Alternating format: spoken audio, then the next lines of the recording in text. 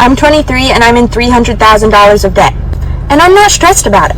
Did she seriously just say that with a straight face and then take a bite of her breakfast sandwich? Somebody asked me why I still choose to travel if I have $500,000 in debt. And that particular comment wasn't coming from a good place, so I thought about the many answers that I could clap back with. But, you know, the real answer is because... Is it just me, or has everyone absolutely gone bananas? I feel like down is up and left is right. People are out here with $100,000, $200,000, $300,000 in debt, and they're out here just living their best life. So we're going to dive deep today. We're going to figure out how people are even doing this and justifying it in their head, because I'm curious, because I cannot figure it out. But first, a word from our sponsor. Coffee, not the office. Ooh, caffeine's good. Give this video a like if you're an addict like me. Construction safety guy, basically. Safety guy. Yeah. Okay, very good. How much you making? So I make, it's a yearly salary. It's 86 plus, we get a yearly That bonus. is not bad at all. What does that look like, the yearly bonus? So it's about 19% of your 20% of your salary. So Hold up. 19% of your salary. So most bonuses are like 3%. The best I ever did was about $45,000 in bonus, which equated to about 45%, but that was like a wild, wild year. Definitely not normal. If you want to share down in the comments below, I'd be curious to see what you guys are getting as bonuses, if anything at all, especially in this economy. But yeah, 19 to 20% is wild. Most people wouldn't even get probably less than $2,000, right? If you take the median salary, about 60, and you take about 2 to 3% of that. So this is crazy. Okay, so Oh, what yeah. hits your account per paycheck? Per pay- month, per month. per month, well, so I get paid, it's like $12.40 per week. So per month, it's like $12.40 a week? Yeah, so it's like not bad. 49, $12.40 50. times 52 divided by 12, average it out, some longer, some shorter. Looking Yeah. like 5,373. Yeah. And on top of that, I do That's have about like 85, a second 86. job that I Like kind a of just. second job. What is your like a It's- second job? So I teach OSHA Good old classes. Caleb. So I'm an OSHA like outreach trainer. So I do like OSHA 10s and 30s. And What are you stuff. making So from that? it depends, right? So On average, average it out. average it out. So for the past couple weeks, like let's say I do one class, it's Past like couple weeks, just 450. average. What is average? Like over the last how about quarter? Let's say 450 per week. So an extra $450 per week is actually not bad at all. You know, we're talking what, $1,800 extra? I know a lot of people that would kill to make that a month. So this guy's actually doing really well. I mean, obviously not, right? Because he's on Caleb's show. If you guys don't know Caleb's show, it's usually people that are not very financially literate, but it's always entertaining. If you guys don't know about him, I'll link to his channel in the description below. But he's absolutely great. And if you're ever trying to feel better about your life, just go ahead and watch one of these episodes. And I promise you, if you don't feel better, then maybe you need to apply to be on the show. But it's always a good time. But yeah, $2,000 a month extra. So his money's probably going right out the window. And again, I'm assuming that's his partner. It didn't really say. A lot of times, partners are not on the same page, and we're actually going to see that later on in this video. If you understand history, the reason I pay no taxes is because I borrow money. I'm a Yep. debtor. And check this out. I mean, all you communists out there, check this stuff out. I am a billionaire in debt. You know, So we need to break this down for a minute and deep dive. So billionaires, to give you an example, let's say I have $1 billion in Tesla stock, right? I am on paper a billionaire. When I go to buy something, I could liquidate those stock assets, but I'm going to pay a tax on those assets, and I don't want to do that, right?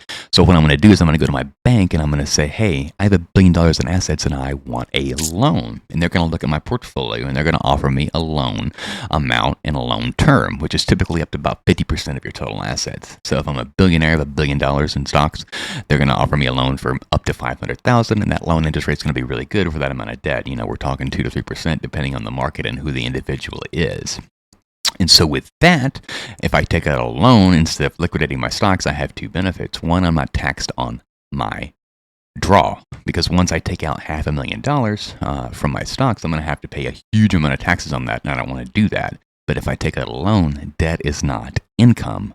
So now I've got debt instead of income, but I have to pay interest on the debt, right? But again, if I'm making payments on a debt at 2 to 3% interest, but my stocks are making 8, 10, 12, maybe sometimes 15% on a really good year, it makes sense to keep those assets in my stock portfolio to keep getting compound interest and just pay the small portion of interest on that loan, right? So if I'm paying 2% interest and I'm making 8% in the stock market, I'm still making 6% net return on my money, which makes sense for me to leave it in there. And that's why people do this. That's why you see billionaires in debt, because they don't want to pay taxes and they want their assets to keep building for them while they carry about their business. I get tax breaks for borrowing money. Exactly. And the reason I am so rich is because I'm in debt. And my friend Dave Ramsey says, live debt free. Well, you're an idiot. I mean, he's my friend, but I say, Dave, I like debt. He says, I know, but most people can't handle debt. And that's the key right there. Most people, they just can't handle that. So Dave Ramsey's advice, I think, is good for probably about 90 to 95% of the population because most people don't know how to handle money. It's not taught in school. I don't think it ever will be unless we make some serious reforms to the education system. But hey, I'm down to do it if you are because I know I didn't learn about it and it really, really hurt me growing up. So if you can't handle money and you don't have self-control, credit cards are bad because you see that credit limit and you're just going to spend it all. But if you're responsible with your credit cards, you can make a lot of money. I've made probably an extra $2,000 this year just in credit card rewards from opening a couple of Chase business cards and spending responsibly only what I had. I'm currently a renter, which is nice because I can get these credit cards and get really easy intro bonuses by just paying my rent. So I get to pay $1,000 a month.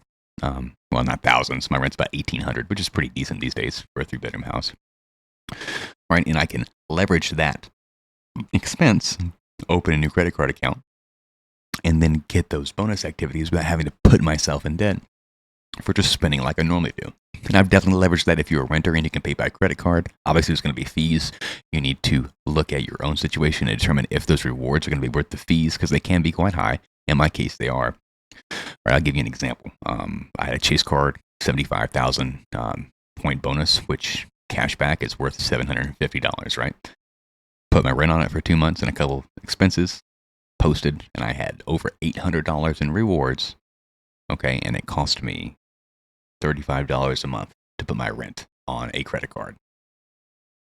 So I made the net profit for those 2 months, $750 minus $70, so we're talking about $680. So was it worth it in that case? Yes. Obviously, after year one on these cards, you're not getting those bonuses. So again, you got to go back and evaluate and see what your rewards are getting you and do the math for you. But if you're doing these things the right way, you can make a significant chunk of money. But that's why there's no financial education in schools, because if you knew how to handle debt, you wouldn't save that crappy dollar you have in your hand. I'd rather borrow them. Exactly. Borrow. But again, this is not for normal people. I'm not going to go out to the loan and get a loan off my assets. I'm not at that point yet. So for us normal folks, that doesn't apply as much. But that's kind of how these billionaires are finessing the system. My girlfriend moved in with me, and she has about $472,000 in debt from med school. And he's wondering if there's going to be Okay, let's deep dive into that real quick.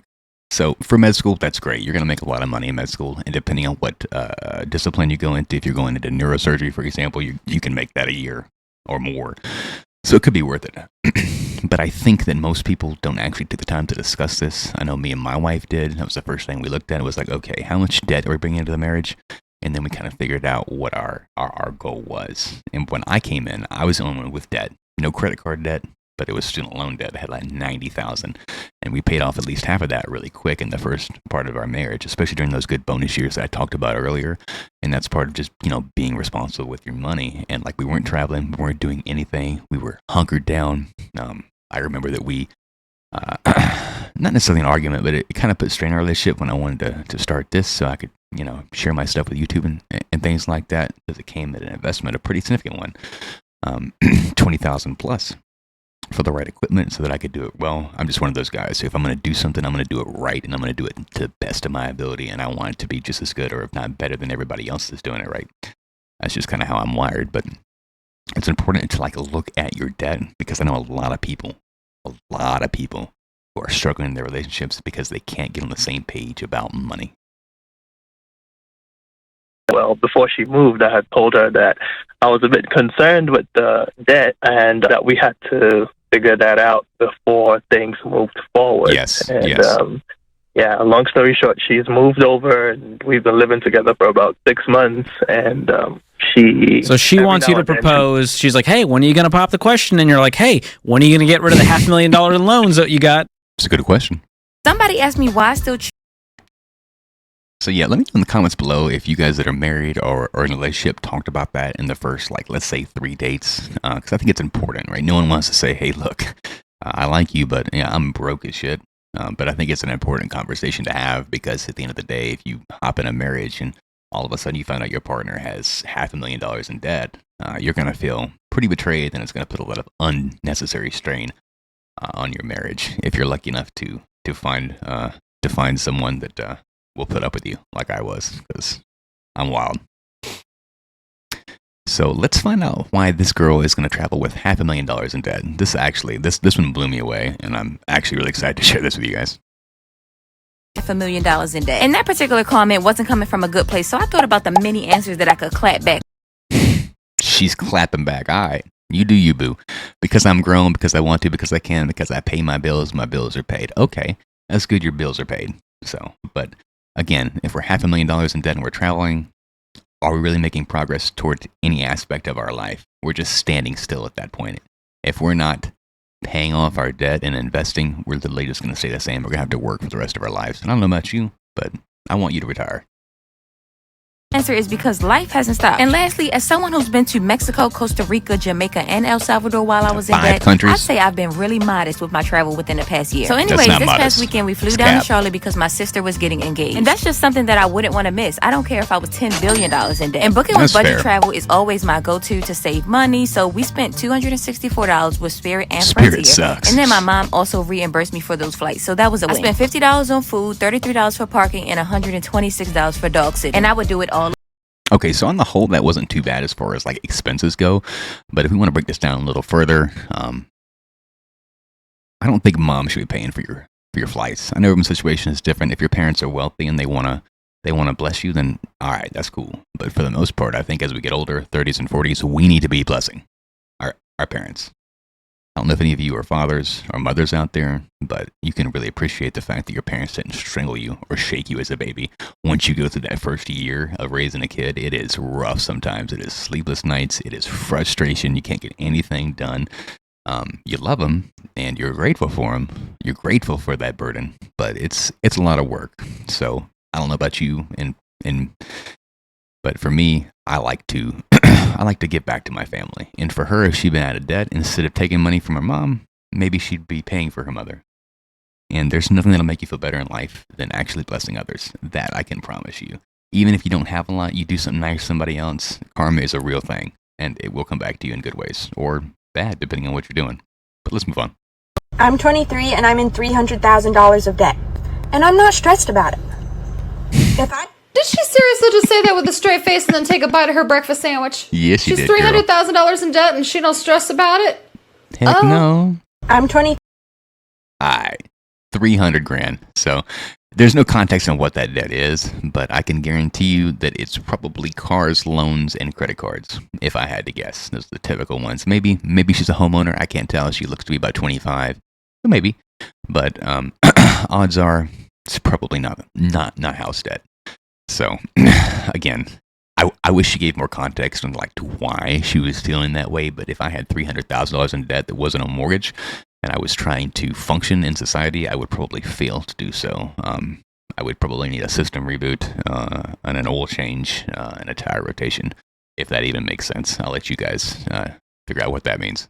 So I'm a construction. So looking at all this kind of overarching perspective on how people think and how people operate under debt is obviously going to be different for everybody. But like I said earlier at the beginning of the video, I just feel like people have just lost their minds and they just have lost sight of what's really important. Because at the end of the day, I think you have more time than you might realize. Obviously, we don't know when our last day is going to be. But if you're 25 and you're feeling behind, I want to encourage you today that honestly, you're probably not. Because when I was 25, I was much broker than I am now. I was in a much worse spot, and I'm only 32 right now for context, and I feel like I've got a lot of time. As long as I stay healthy and take care of myself, I've got 20, 30, 40 years of being able to make progress in life. And I don't feel rushed to go out and take that vacation if I'm not ready for it. You know what I mean? But it's going to vary for everybody. Everybody's got a different situation. And I would be curious to know if you guys are traveling with debt, if you have debt, if you don't have debt, and how you're managing it in your life. So let me know down below.